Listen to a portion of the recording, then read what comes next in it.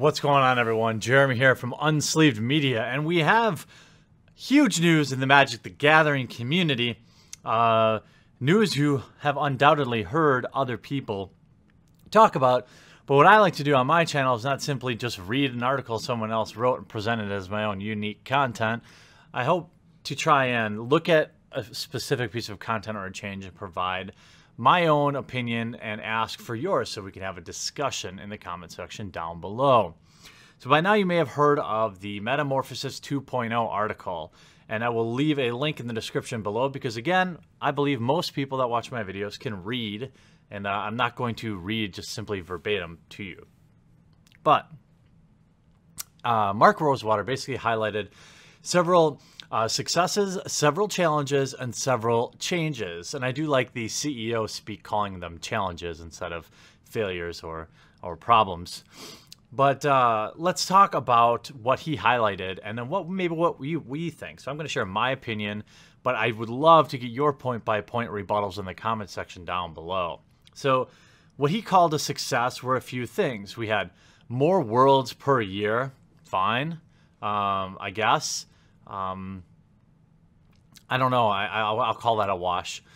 More large set alone draft environments. So I will agree. I think Amonkhet is an incredible draft format, and I'm really enjoying it. He believes that quicker storytelling has been a success of this block, as well as Planeswalker decks. I think Planeswalker decks, if you go back to my original video about the announcement of the Planeswalker decks, I was a staunch supporter of them. I thought they were going to be a definite upgrade. I did think they were going to accidentally sneak one of these Planeswalkers into Standard by mistake, but thus far they've done pretty good of avoiding having some broken Planeswalker in these Planeswalker decks. I think that they're a great value. They're 1,000 times better than intro decks, in my opinion. So I'm assuming he's calling it a success for sales reasons and not in like the same reasons I might be. So then he outlines 5 different challenges. Challenge 1 was the 2-year rotation. I think that is well documented right now, given the state of Standard and all the problems we have with it. I'm on coffee time now. I think going back to the 2-year rotation means if they even tested anything, they certainly would not have tested it in the environment in which it is now. And that's led to several bannings, and I suspect we'll see more bannings. Challenge 2, small sets. This is another one of those aha moments, I think. And, you know, I'm really struggling to find something to complain about, and I promise I'll find something to complain about. But basically what I think he's saying here is, you know, Amonkhet, great. Next set is Talon or whatever, isn't that great. Or if we go to Shadows over Innistrad versus Eldritch Moon, or Khans versus Dragons. So I get that. I think what he's talking about is from a sales perspective. That's my opinion. I think less people like that draft. Like triple Khans, I would have drafted that until the end of time, or triple RTR. I think they see a lot of drop off when you add in those extra sets. And sometimes they don't fit that good. Like the Fate Reforge into the set did not really fit that well, in my opinion. He also interestingly called a challenge a core set. Now I think this is corporate talk here because I don't think they identified the lack of core sets as a problem when they eliminated them 2 years ago, right, or a year ago.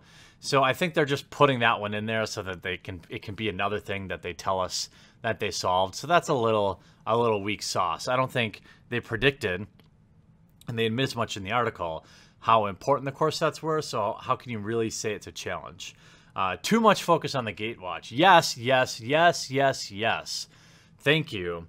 A couple of interesting things about this statement that I'm really enjoying is, one, it shows that they are listening to us, and that's really important. Now we know they'll listen to the community if someone, heaven forbid, make an off-color joke, but it's also nice to hear when they're listening to us complain about lore. Like, I don't know about you all, but Gideon, I mean, I've had enough of Gideon. I've had enough of Chandra. I've had enough of Jace. Like, where's Garruk? Where the hell is Garruk? I mean, he's a Planeswalker hunter. Why isn't he? He's got 4 sardines packed in a can. Come after that Gatewatch. Anyway, and I think that there's a lot of, I mean, there's like Tamiyo, stuff like that. There's a lot of interesting Planeswalkers. Now, it doesn't matter what your opinion is. I mean, you may like them, you may not like them, but I think we would all agree that if they're going to be a part of reality, it'd be nice to stop seeing the same 3 or 4 forever and ever. So great. Then challenge 5, the masterpieces. Now, this is something that anybody who has been in sales totally knew was going to happen. It's like if you work in retail, you can only like do 50% off once in a while, and it gets everyone motivated to come in and buy. But then when it's 50% off every 3 weeks, it doesn't work anymore. And while I'm using a discount, I think the positive incentive of the invocations or masterpieces had the same effect, right?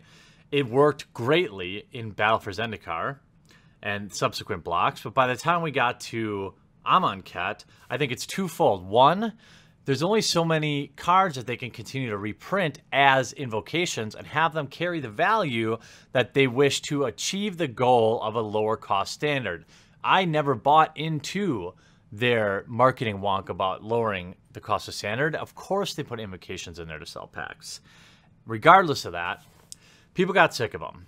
But you can't discount the fact that, in my opinion, they really screwed them up in Amonkhet. They didn't pick very good ones, and they're ugly as hell.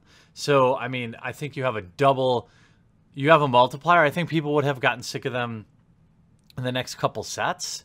I won't say they're ugly. I'll say they're really polarizing. Some people really like them. Some people really hate them. We go back to like the BFZ expeditions, everyone liked them for the most part. So then he goes on to talk a little bit about changes. So this is a very interesting thing. So there will be a fall, a winter, and a spring set, and they will all be large sets like Amonkhet.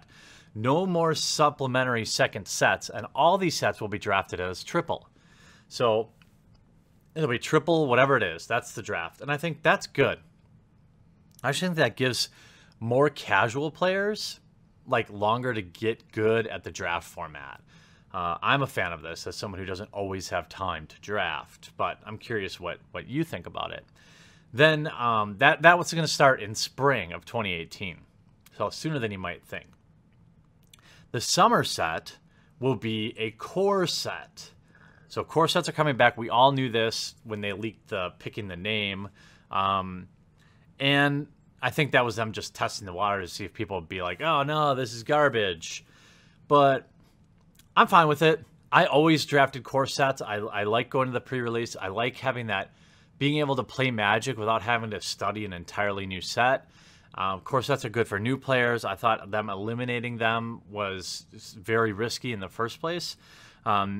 If there's one thing I can complain about, it would seem like they're going to bring back core. It doesn't seem like that. This is basically what Mark said, that they're going to bring core sets, but they're going to be really powered down. So it's going to be like 3 large sets and a terrible core set.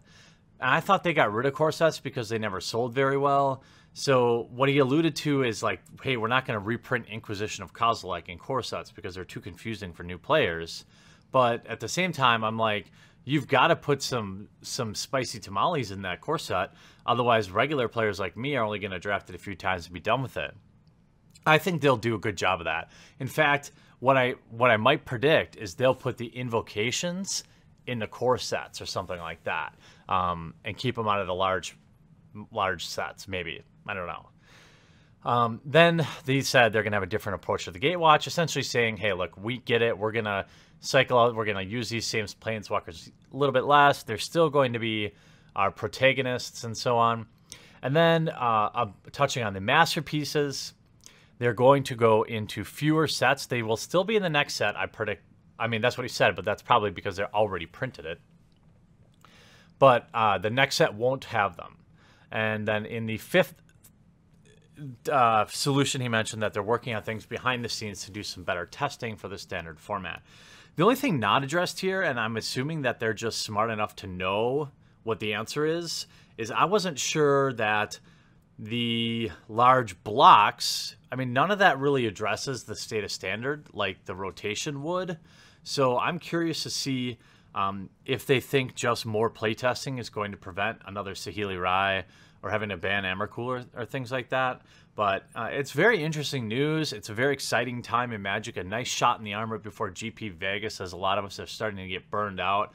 I'm going to be getting ready to do a stream here, so make sure you watch the channel. I'll be going live a little bit later tonight. But I want to hear what you think of all these changes. Do you think, I mean, what do you like? What do you dislike? How would you have done it differently? I look forward to chatting with you in the comment section down below, and we'll talk to you again real soon.